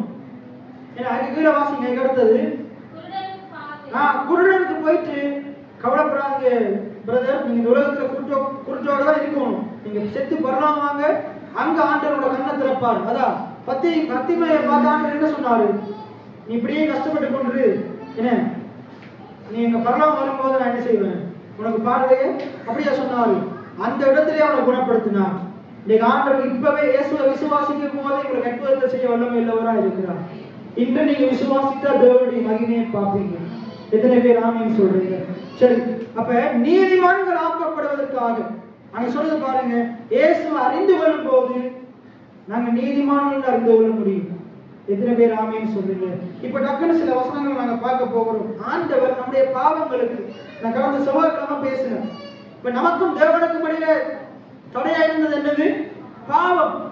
ஆண்டவர் நம்முடைய பாவங்களை என்னெல்லாம் செய்தாலும் நம்ம பார்க்க போகிறோம், வேகமா பார்க்க போகிறோம். நம்முடைய பாவங்களை ஆண்டவர் என்னெல்லாம் செய்திருக்கிறார் நாங்க எல்லாம் திருப்பிக் கொள்ளுவோம். எபிரேயர் ஏசாயா 59 2ஆம் வசனத்தை திருப்பி இருக்க வாசிங்க. ஏசாயா 59:2. உங்கள் அக்கிரமங்களே உங்கள் தேவனுக்கும் உங்களுக்கும் இடையிலே, உங்களுக்கும் உங்கள் தேவனுக்கும் நடுவாக பிரிவினை உண்டாக்குறது. உங்கள் பாவங்களே அவர் உங்களுக்கு செவி கொடுக்காதபடிக்கு மறைக்கிறது. ரைட். இப்போ இன்னொரு ஒரு வாசிங்க. நீதிமொழிகள் 16:6. நீதிமொழிகள் 16:6. நீதிமொழிகள் 16:6. கிருபையினாலும் சத்தியத்தினாலும் பாவம் நிவர்த்தியாகும். சங்கீதம் 32:1. சங்கீதம் 32:1.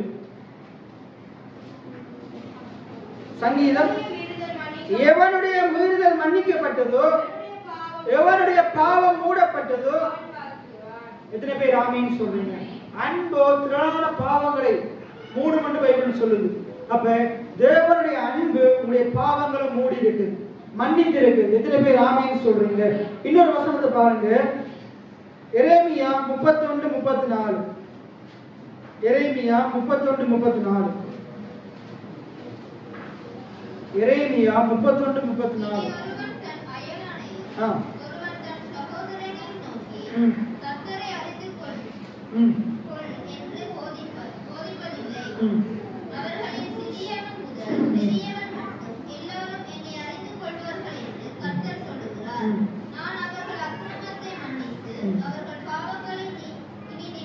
ஆண்டவர் சொல்றார் பாருங்க, தீர்க்க தரிசனம் எரேமியா புத்தகத்துல சொல்றார். இயேசு கிறிஸ்து மரித்து உயிர்த்தெழுந்த பின்பாக அவரை விசுவாசிக்கிறவர்களுடைய அக்கிரமங்கள் யாவற்றையும் தேவன் மன்னிப்பாராம். நீங்க இயேசுவை விசுவாசிக்கிறீங்களா? எத்தனை பேர் விசுவாசிக்கிறீங்க? நான் அவருக்கு சொல்ற உங்களுடைய அக்கிரமங்கள் மன்னிக்கப்பட்டிருக்கு. எத்தனை பேர் ஆமீன் சொல்றீங்க? அடுத்தது, ஆண்டவருடைய பாவங்களை நினைக்க மாட்டார். என்ன சொல்லுங்க? ஆண்டவர் என்னுடைய அக்கிரமங்களை மன்னித்திருக்கிறார், என் பாவங்களை நினையாதிருக்கிறார். எரேமியா 50:50 வாசிங்க. எரேமியா 50:50. எல்லாரும் அடுத்து வாசிங்க. எரேமியா 50:50. எரேமியா 50:50. எரேமியா 50ஆம் அதிகாரம் 50வது வசனம். ஏசாயா 44:22. ஏசாயா 44:22. ஏசாயா 44:22. எல்லாம் திருப்பி கொடுங்க. ஏசாயா 44:22. எல்லாம் சொல்லுங்க என்னோடு.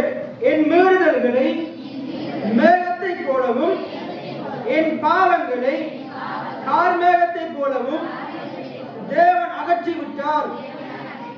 எத்தனை பேர் ஆமீன் சொல்லுங்க? நம்முடைய பாவங்கள் மீறுதல்களை ஆண்டவர் என்ன செய்துட்டாராம்? அகற்றிட்டாராம். ஏசாயா 43:25. ஏசாயா 43:25. நானே உன் மீறுதல்களை என் நிமித்தமாகவே குலைத்து போடுகிறேன், உன் பாவங்களை என்ன சொல்லுங்க? என் தேவன் என் மீறுதல்களை குலைத்து போட்டார், என் பாவங்களை நினையாதிருக்கிறார். எத்தனை பேர் ஆமீன் சொல்லுங்க? ஏசாயா 38:17. ஏசாயா 38:17. இதோ சமாதானத்துக்கு பதிலாக மகா கசப்பு வந்தது. தேவரீரோ என் ஆத்துமாவை நேசித்து அழிவின் குழிக்கு விலக்கினீர், என் பாவங்களை எல்லாம் உமது முதுகுக்கு பின்பாக. பாருங்க, அதை சொல்லப்படுது பாருங்க. இதோ சமாதானத்துக்கு பதிலாக கல்வாரி சிலுவையில தேவனுக்கும் இயேசுவுக்கும் இடையில ஏற்கனவே இருந்த சமாதானம் இருந்தது. ரெண்டு பேருக்கும் இடையில சமாதானம் இருந்தது. ஆனா அங்க இயேசுவுக்கு கசப்பு கலந்த காடிய குடிக்க கொடுக்குறாங்க. எது நிமித்தமாக? நமக்கும் பிதாவுக்கும் இடையில சமாதானம் உண்டாகும்படியாக நம் மீது வர வேண்டிய கசப்பை இயேசு தம்மீது ஏற்றுக்கொண்டார். எத்தனை பேர் ஆமீன் சொல்றீங்க? அங்க சொல்லப்படுது பாருங்க, இயேசுவுக்கு என்ன நடந்தது? சமாதானத்துக்கு பதிலாக கசப்பு வந்தது. சமாதானத்துக்கு பதிலாக கசப்பு வந்தது. அங்க சொல்லப்படுது பாருங்க, சமாதானத்துக்கு பதிலாக மகா கசப்பு வந்தது. தேவரீர் உங்களுடைய ஒவ்வொருவருடைய ஆத்மாவை நேசித்ததுனால. எத்தனை பேர் ஆமீன் சொல்றீங்க? தேவனுடைய ஆத்மாவை நேசிக்கிறார். உங்களுடைய ஆத்மா ஒரேற பெற்றதா இருக்குது. எத்தனை பேர் ஆமீன் சொல்றீங்க? உங்களுடைய ஆத்மாவை நேசித்து அழிவின் குழிக்கு விலக்கி இருக்கிறார். உங்கள் அழிவின் குழிக்கு விலக்கி இருக்கிறார். உங்களுடைய பாவங்களை எல்லாம் அவருடைய முதுகுக்கு பின்னுக்கு அறிஞ்சிட்டார். எங்க அறிஞ்சிட்டாரு? முதுகுக்கு பின்னுக்கு அறிஞ்சிட்டார். இனி அவர் திருப்பி பார்க்கவே மாட்டார். இப்ப நீங்க கடைசியா வாசிப்போம் 2 கொரிந்தியர் 5:17 தொடக்கம் 21 வரைக்கும். 2 கொரிந்தியர் 5:17 தொடக்கம் 21 வரைக்கும். இப்படி இருக்க ஒருவன் கிறிஸ்துவுக்குள் இருந்தால் புது சிருஷ்டியாய் இருக்கிறான். பழையவைகள் எல்லாம் ஒழிந்து போயின, எல்லாம் புதிதாயின. இவையெல்லாம் தேவனாலே உண்டாயிற்று. அவர் இயேசு கிறிஸ்துவை கொன்று நம்மை தம்மோடே, எல்லாம் சொல்லுங்க, தேவன் உலகத்தாருடைய பாவங்களை எண்ணாமல், தேவன் என்னுடைய பாவங்களை, என்னுடைய அக்கிரமங்களை, என்னுடைய மீறுதல்களை எண்ணாமல் என்னை மன்னித்து என்னை கிறிஸ்துவுக்குள் பிதாவோடு ஒப்புரவாக்கினார். எத்தனை பேர் ஆமீன் சொல்றீங்க? இதை அறிவிக்கிறது தான் சுவிசேஷம். கீழே சொல்லி பாருங்க, ஒப்புரவாக்குதலின் உபதேசத்தை எங்களிடத்தில் ஒப்புவித்தார். எத்தனை பேர் ஆமீன் சொல்றீங்க? எது சுவிசேஷம்? உங்களுடைய பாவங்கள் மன்னிக்கப்பட்டிருக்கிறது. உங்களுடைய பாவங்கள் ஆண்டவர் நினையாது இருக்கிறார். எத்தனை பேர் ஆமீன் சொல்றீங்க? உங்களோட தம்மோட ஒப்புரவாக்கி இருக்கிறார். உங்களுக்கு பிதாவுக்கும் இடையில சமாதானம் உண்டாயிருக்கிறது. அதுக்கடுத்தது ஆனபடியினாலே தேவனானவர் எங்களை கொண்டு புத்தி சொல்லுகிறது போல நாங்கள் கிறிஸ்துவுக்கு ஸ்நானாதிபதிகளாய் இருந்து தேவனோடு ஒப்புரவாகுங்கள் என்று கிறிஸ்துவின் நிமித்தம் உங்களை வேண்டிக் கொள்ளுகிறோம். அதுக்கடுத்தது நாம் அவருக்குள் தேவனுடைய நீதியாகும்படி, எல்லாம் சொல்லுங்க, நான் கிறிஸ்துவுக்குள் தேவனுடைய நீதியாகும்படி, நீதிமானாகும்படி பாவம் அறியாத இயேசுவை தேவன் எனக்காக, என்னுடைய பாவத்துக்காக பாவமாக்கினார். நான் நீதிமானாக்கப்பட்டேன். எத்தனை பேர் ஆமீன் சொல்றீங்க? அப்ப இந்த தேவனுடைய சுவிசேஷம் என்ன சொல்லுது? பாவியாகிய உன்னுடைய பாவத்தை பரிசுத்தராகிய இயேசு ஏற்றுக்கொண்டதுனால பாவியாகிய நீ நீதிமானாக்கப்பட்டாய் என்று சொல்லுது. எத்தனை பேர் ஆமீன் சொல்றீங்க? நான் மறுபடியும் சொல்றேன், பாவியாகிய நீங்களும் நானும் நீதிமானாக்கப்படுவதற்காக பரிசுத்தராகிய இயேசு கிறிஸ்து, நீதிபரராகிய இயேசு கிறிஸ்து, நீதிமானாகிய இயேசு கிறிஸ்து நமக்காக பாவமானார். அதனால நாங்கள் நீதிமான்கள் ஆக்கப்பட்டோம் என்று இந்த சுவிசேஷம் சொல்லுது. எத்தனை பேர் ஆமீன் சொல்றீங்க? அப்படி நாங்கள் அனைவரும் எழுந்து நின்றவர்களாக, நாங்கள் உற்சாகமாக ஒரு பாடலை நாங்கள் படிக்க போகிறோம். ஒரு பாடலை நாங்கள் படிக்க போகிறோம். நம்முடைய ஆண்டவர், அவர் நம்மை பாதுகாக்கிறவராய் இருக்கிறார். அவர் சர்வ வல்லமையுள்ள தெய்வமாய் இருக்கிறார். அப்படி அனைவரும் கண்களை மூடி, ஒருத்தர கதைக்க வேண்டாம், அப்படியே கண்களை மூடினவர்களாக, ஆண்டவர் நம்மை பாவிகளாகி நம்மையிலே அவர் இரக்கமாய் இருந்ததினாலே, கிருபையாய் இருந்ததினாலே அனைவரும் கண்களை மூடி ஆண்டவர் நம்மையிலே வைத்த அந்த இரக்கத்தை சற்று நாங்கள் ஆராய்ந்து பார்ப்போம். ஆண்டவர் நம்மேல் வைத்த தயவை சற்று ஆராய்ந்து பார்ப்போம். கிருபையை ஆராய்ந்து பார்ப்போம். எந்த தகுதியுமே இல்லாத நம்முடைய வாழ்க்கையிலே ஆண்டவர் நம்மை தகுதிப்படுத்தி இருக்கிறார். பாவிகளாகி எங்களை நீதிமான்கள் ஆக்குவதற்காக இறங்கி வந்திருக்கிறார். அதற்காகத்தான் இரத்தம் சிந்தினார், மரித்தார், அடக்கம் பண்ணப்பட்டார்.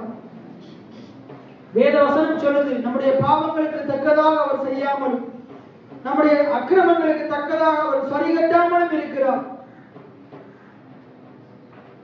அவர் நம்முடைய பாவங்களை மேகத்தை போலவும் நம்முடைய அக்கிரமங்களை கார்மேகத்தை போலவும் நீக்கி இருக்கிறார்.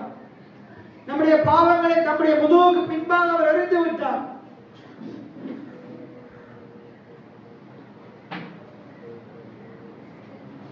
அவர் நம்மை காப்பவராய் இருக்கிறார். இஸ்ரவேல் ஜனங்களை 40 ஆண்டுகளாக மோசே என்கிற அந்த தேவனுடைய மனுஷன், அந்த தேவனுடைய தாசன் 40 வருஷமாக அந்த வனாந்தரத்திலே நடத்தி கொண்டு போகிறார். அதே போல நம்முடைய தெய்வம் நம்மை காப்பவராய் இருக்கிறார், நம்மை உருவாக்குகிறவராய் இருக்கிறார். நான் ஒரு புதிய பாடலை நாங்கள் பாட போகிறோம். என்னோட சேர்ந்து நீங்க படிங்க.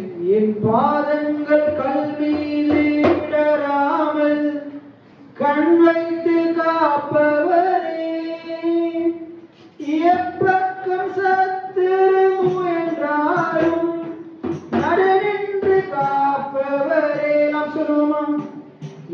பாதங்கள் கல்வீடு இடராமல் கண்மைக்கு காப்பவரே, எப்பக்கம் சத்துரு என்றாலும் நடுநின்று காப்பவரே, ஏன் மோஷா என்னை காப்பவரே, ஏன் மோஷா உருவாக்கினீரே, ஒரு குறைந்த யாக்கோபை சொல்லலாம் ஈஸ்வரே, ஏன் மோஷா என்னை காப்பவரே, ஏன் மோஷா உருவாக்கினீரே, ஒரு குறைந்த யாக்கோபை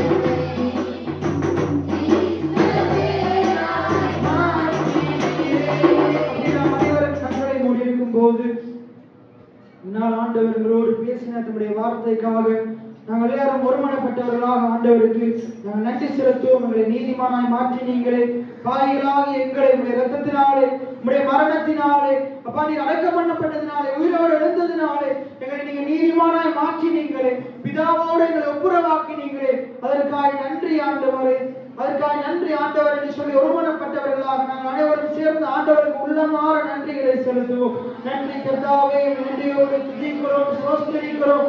ஆண்டவரே கல்வாரி சிலுவையிலே ஆண்டவரே எங்களை பிதாவோடு ஒப்புரவாக்குவதற்காக ஆண்டவரே நீர் செய்து முடித்த ஒவ்வொரு கிரியைகளுக்குமாய் நன்றி செலுத்துகிறோம். ஆண்டவரே நன்றியோடு துதிக்கிறோம். சபையாக உமக்கு நன்றி செலுத்துகிறோம். ஆண்டவரே எங்களை நீதிமான் ஆக்குவதற்காக நீர் செய்த கிரியைக்காக நன்றி செலுத்துகிறோம். ஆண்டவரே நன்றியோடு துதிக்கிறோம் அப்பா, ஸ்தோத்திரிக்கிறோம் ஆண்டவரே, நன்றி செலுத்துகிறோம் கர்த்தாவே, நன்றி ஆண்டவரே, நன்றி ஆவியானவரே, நன்றி கர்த்தாவே, நன்றி செலுத்துகிறோம், நன்றி செலுத்துகிறோம், நன்றி செலுத்துகிறோம்.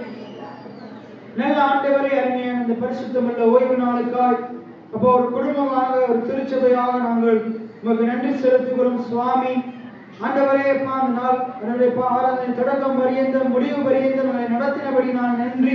எங்களுடைய ஜெபங்கள், விண்ணப்பங்கள், ஆண்டவரே துதிகள், காணிக்கைகள், தசமபாகங்கள், விதைகள், அது மாத்திரமில்லாமல் ஆண்டவரே எல்லா காரியங்களையும் நீங்க ஏற்றுக்கொண்டதற்காக நன்றி அப்பா. எங்களோடு பேசின நம்முடைய சத்திய வார்த்தைகளுக்காக நன்றி செலுத்துகிறோம் அப்பா. எந்த தகுதியுமே இல்லாத சகையை தேடி போய் அவனுக்கு ரட்சிப்பை கொடுத்த ஆண்டவர், எந்த தகுதியுமே இல்லாத சவுலை சந்தித்து அவனை பவுலாக மாற்றின ஆண்டவர், அதே போல ஆண்டவர் எந்த தகுதியுமே இல்லாத என்னுடைய வாழ்க்கையிலே எங்கள் ஒவ்வொருத்தருடைய வாழ்க்கையிலே வந்து எங்களை பரிசுத்தப்படுத்தி எங்கள் பாவங்களை மன்னித்து எங்களுடைய அக்கிரமங்களை மன்னித்து எங்களுடைய விரோதங்களை மன்னித்து எங்களுடைய பிள்ளைகளாக நீதிமான்களாக மாற்றி இருக்கிறவனால் நன்றி செலுத்துகிறோம். இந்த சுவிசேஷத்தின் மூலமாக நீர் எங்களை நீதிமான் என்று சொல்லுகிறபடினால் நன்றி செலுத்துகிறோம். நாங்கள் அந்த நீதிமானுக்கு ஏற்ற பிரகாரம் நடந்து கொள்ள உதவி செய்வீராக, நீதிக்கேற்ற கனிகளை கொடுக்க உதவி செய்வீராக. நானும் எங்கள் சபையாக இணைந்து அப்பா இன்னும் உடைய சத்தியங்களை ஆழமாக அறிந்து கொள்ள உதவி செய்வீராக ஆண்டவரே. இப்ப விசேஷமாக நாளை தினத்திலே அப்பா நாங்கள் போக இருக்கிற பயணத்தை உடைய கரத்திலே தருகிறோம். அப்ப வர இருக்கிறான் ஒவ்வொரு வாலிபர்களை பேர் பேராக உடைய கரத்திலே தருகிறேன். அந்த இடத்திலே ஒவ்வொருவரும் தனிப்பட்ட முறையில் இயேசுவை அறிந்து கொள்வார்களாக, உடைய வசனத்தை அறிந்து கொள்வார்களாக, கர்த்தர் நல்லவர் என்கிறதை ருசி பார்ப்பார்களாக. அப்ப எங்களுடைய சபை வாலிபர்கள் மாத்திரமல்ல, அந்த இடத்திலே வருகிற ஒவ்வொரு வாலிபர்களும் உம்மை அறிந்து கொள்வார்களாக சுவாமி. உமக்கென்று தங்களை அர்ப்பணிப்பார்களாக, உடைய வார்த்தைக்கு தங்களை அர்ப்பணிப்பார்களாக, முடிவு பரியந்தம் நிலைநிற்பதற்கு தங்களை அர்ப்பணிப்பார்களாக ஆண்டவரே. அதனாலும் அந்த வார்த்தைகளை கேட்ட ஒவ்வொரு சிறு பிள்ளைகளுக்காக, ஒவ்வொரு வாலிபர்களுக்காக, ஒவ்வொரு பெரியவர்களுக்காக, ஆண் பெண் ஒவ்வொருவருக்காக ஜெபம் பண்ணுகிறேன். என் கர்த்தருடைய ஆசீர்வாதத்தின் கரம் கூட இருப்பதாக இந்த பிள்ளைகளுக்கு துணை நின்று வழக்கத்தினால் தாங்குவீராக. இந்த பிள்ளைகள் வலதுபுறம் இடதுபுறம் சாயாமல் உறுதியாய் ஸ்திரமாக நிலைத்திருக்க உதவி செய்வீராக. ஆண்டவரே கர்த்தரை நம்பி திடனாயிருக்க உதவி செய்வீராக. துர்ச்செய்தியை கேட்கிறதுனால் பயப்படாமல் அப்பா நற்செய்தியை கேட்டு விசுவாசித்து அதன் ஆசீர்வாதங்களை அளவுக்கு அதிகமாய் பெற்றுக் கொள்வார்களாக. ஆண்டவரே உடைய களஞ்சியங்கள் பூரணமாய் நிரம்புவதாக, உடைய ஆலயங்கள் திராட்சரசம் புரண்டு ஓடுவதாக சுவாமி. என் கர்த்தருடைய அனுக்கிரகம் இந்த பிள்ளைகளுடைய வாழ்க்கையின் மீது தொழிலின் மேல் இருப்பதாக சுவாமி. தொடர்ந்து எங்களுடைய ஊழியத்தை நீங்க ஆசீர்வதிங்க. இந்த ஊழியத்திலே ஆண்டவரப்பா அநேக ஜனங்கள் பெருகுவார்களாக, ஆத்துமாக்கள் பெருகுவார்களாக. எங்களுடைய சபைக்கு தேவையான காரியங்களை நீங்க சந்திக்க போகிற தெய்வக்காய் நன்றி செலுத்துகிறோம். இந்த ஊழியங்களை இன்னும் விசாலமாக்குங்க, விஸ்தாரமாக்குங்க. அப்பா பின்வாங்கி போன விசுவாசிகளையும் அழைத்து வாங்க. இந்த ஆலயம் மறுபடியும் நிரம்பி வழிவதாக, இடித்து மறுபடி பெரிதாய் கட்டும் வண்ணம் இந்த ஆலயம் நிரம்பி வழிவதாக. இயேசுவின் நாமத்தினாலே எங்களை தாழ்த்தி உம்மை உயர்த்தி ஜெபம் பண்ணுகிறோம் நல்ல பிதாவே. என் ஆத்துமாவே கர்த்தரை ஸ்தோத்திரி, என் முழு உள்ளமே கர்த்தருடைய பரிசுத்த நாமத்தை ஸ்தோத்திரி. என் ஆத்துமாவே கர்த்தரை ஸ்தோத்திரி, கர்த்தர் செய்த சகல உபகாரங்களை மறவாதே. ஆமென். கர்த்தர் உங்களை ஆசீர்வதிப்பாராக.